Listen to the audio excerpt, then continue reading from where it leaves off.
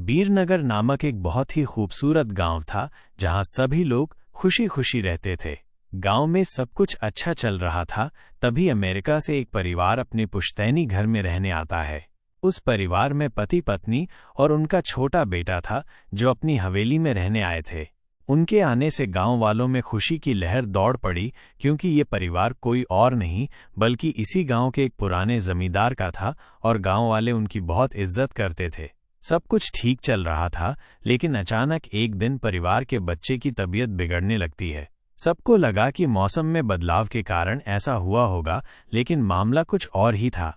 धीरे धीरे लड़के का चेहरा नीला पड़ने लगा। आनन फानन में परिवार ने डॉक्टर को बुलाया, लेकिन डॉक्टर को भी कुछ समझ नहीं आया। उन्होंने बच्चे को पास के एक अस्पताल में जांच के लिए ले जाने की सलाह दी। परिवार ने डॉक्टर की सलाह मानी और अस्पताल गए। सभी जांचों के बाद भी कुछ पता नहीं चला। जैसे ही परिवार गांव पहुंचा तो गांव के कुछ बुजुर्गों ने बच्चे की हालत देखकर उन्हें ओझा के पास जाने को कहा। आज भी गांवों में पुराने रीति रिवाजों के अनुसार झाड़ फूंक करके इलाज करने की प्रथा है। परिवार के सभी सदस्य बच्चे के लिए ओझा के पास जाने को तैयार हो गए। गांव के पास ही पहाड़ी में एक बाबा रहते थे जो काली विद्या में माहिर थे। जैसे ही बच्चा अपने परिवार के साथ उनके आश्रम की सीढ़ियों पर पहुंचा, ओझा जोर जोर से चिल्लाने लगे, तू क्यों आई है? इतने बरसों बाद भी तेरा बदला शांत नहीं हुआ। ये सुनकर बच्चे के माता पिता और गांव वाले डर गए।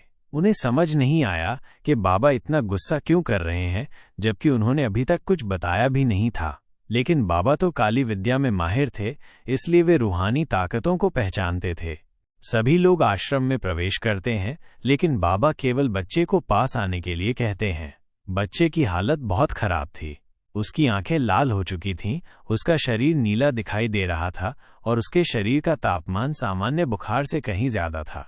ओझा ने विभूति उठाकर बच्चे के मुंह पर फेंकी। बच्चा जमीन पर लेट गया और जोर जोर से हाथ पैर हिलाने लगा।